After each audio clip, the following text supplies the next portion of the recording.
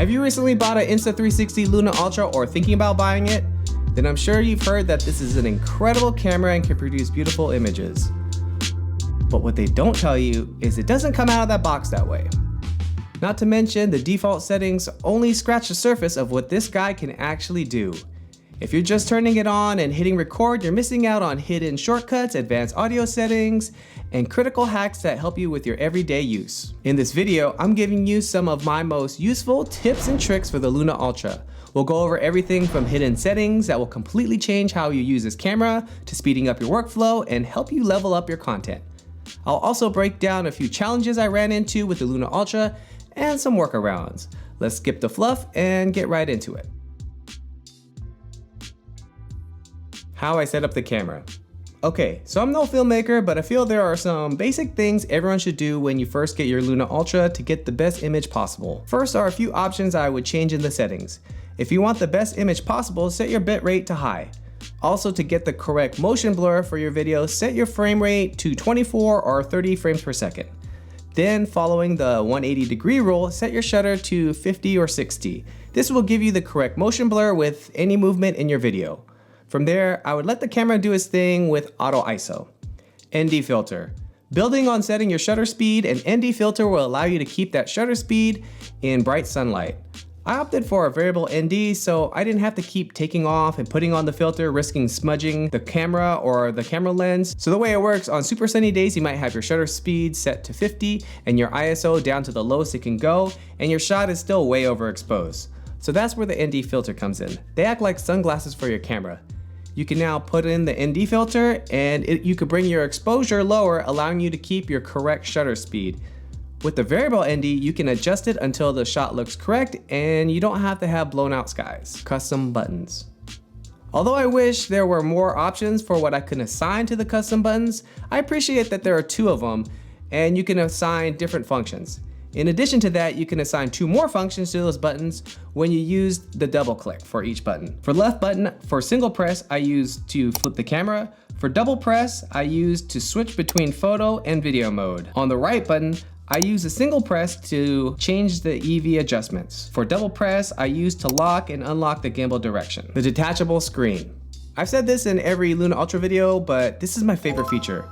The detachable screen may seem like a gimmick, but I've been using this for so many different things. For one, I use the detachable screen to start and stop recording after I get into place for the shot I want.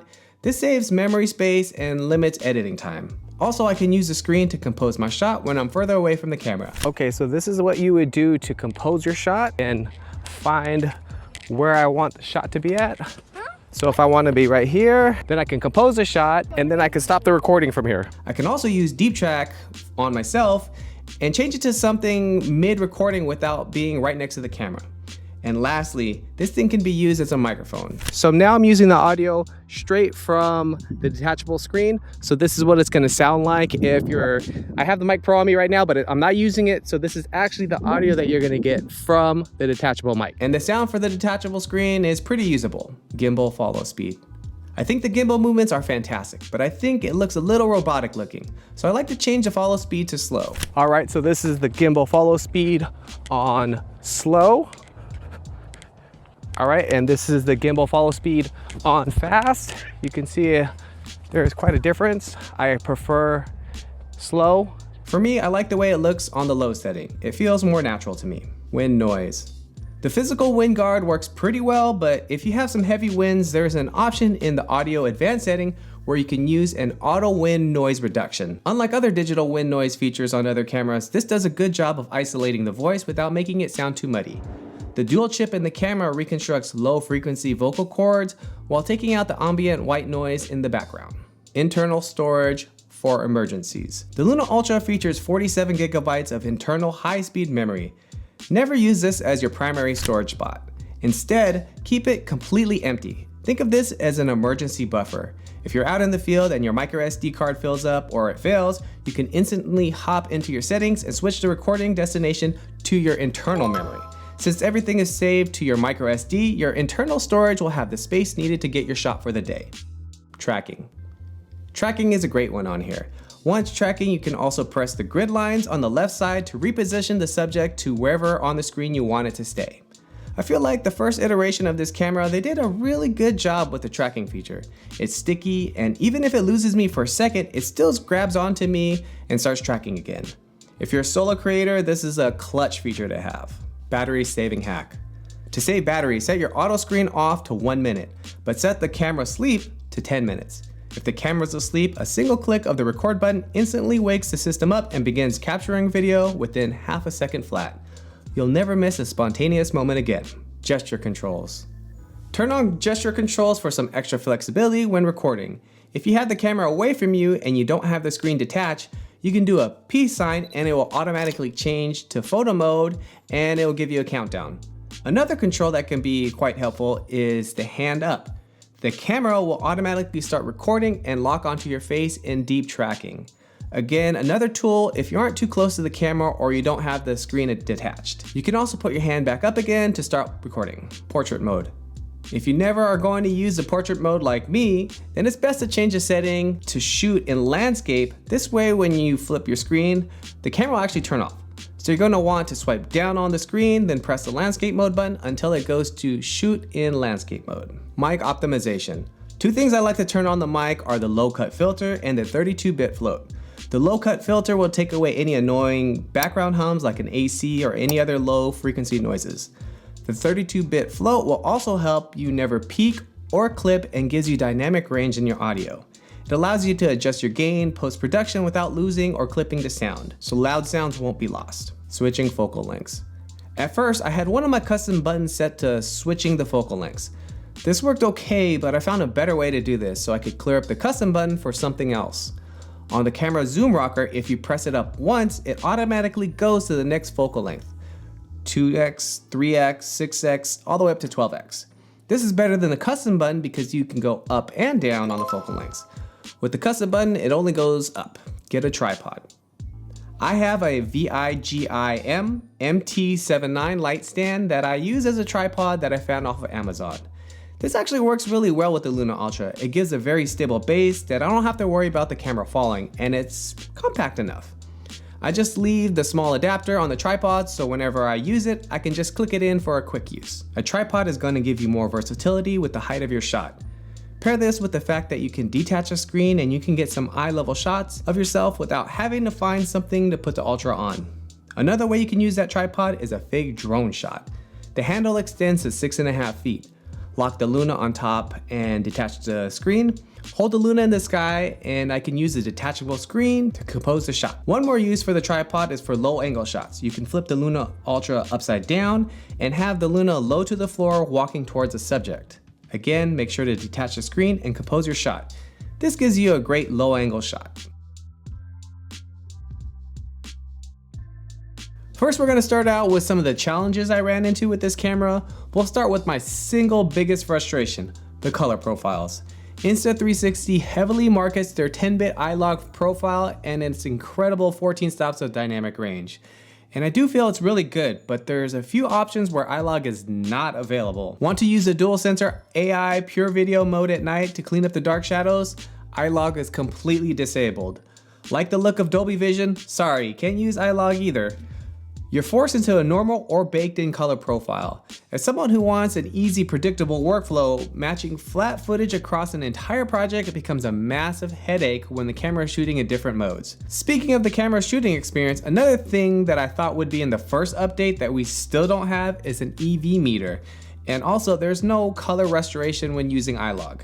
It's strange to me that a new camera can come out without the EV meter. It's a basic tool that all cameras should have, and most of them do. One thing I have been doing to make sure my exposure is correct is composing my shot in the normal color profile, then quickly changing to log once I like the look.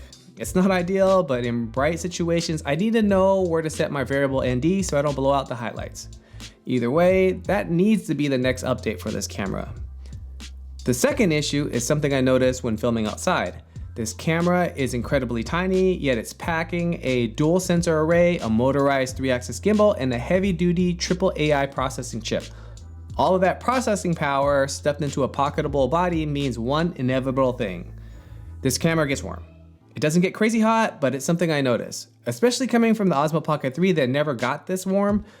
For quick episodic B-roll or standard 3-minute vlogging clips, you'll be completely fine. But if you're planning to use this as a set and forget podcast camera or a long form event recorder, you're gonna run into this, especially on warmer days. A quick tip to get a little air to the camera is to snap off the magnetic screen off the body. I haven't done any scientific testing, but I've noticed it does help with the camera's body heat. Crate number 3 is a current accessory ecosystem. Because the Luna Ultra features that unique modular detachable screen design, you're not gonna find as many accessories as more established cameras. Unlike the action camera market or even the DJI ecosystem where third-party companies have flooded the market with custom cages, quick release mounts, and ND filters, the options for the Luna Ultra are pretty scarce right now. If you want a specialized suction mount or an anamorphic lens adapter, you're stuck waiting or paying a premium price for the first-party gear. I bought the Luna Ultra the day after it came out, and I just got my ND filter that was on back order. Insta360 does have a pretty good selection of accessories, and it seems the third-party vendors are starting to release more things. It's a new camera, so we just have to wait on this one. And finally, let's talk about the software interface on your phone. I had the Insta360 X4, but sold it a while ago, so it's been a while since I've had to use the Insta360 app. Man, I forgot how much I don't like the app. When I open a professional tools app, I want to access my files and control my camera immediately. Instead, the app forces you through splash screen ads, community forum posts, and banners trying to sell you accessories or get you to enter some editing contests. I don't know about y'all, but that's really annoying. Not to mention, it's just messy, and it feels like an unpolished tool. Especially considering the camera costs over $700. So my solution, I just don't use the app. Nothing to really get around, but I don't do any editing on the app, so I go on there only for software updates, and sometimes I'll suck it up and use the app if I need to take a picture and quickly transfer it to my phone. For that, it does work pretty well, but if I can get away with it, I'm not using that app. Mastering a camera like the Luna Ultra isn't about memorizing a manual. It's about tweaking the settings before you shoot so the hardware works for you and you're not fiddling in the menu and you end up missing your shot. By mapping your buttons and treating your internal storage as a safety net, you take away a lot of the friction from filming and can focus on getting the best shot possible. So which of these tips was your favorite? Let me know down in the comments below. Smash that subscribe button for more tech dad reviews. Go get some killer footage and I'll see you in the next video. Peace.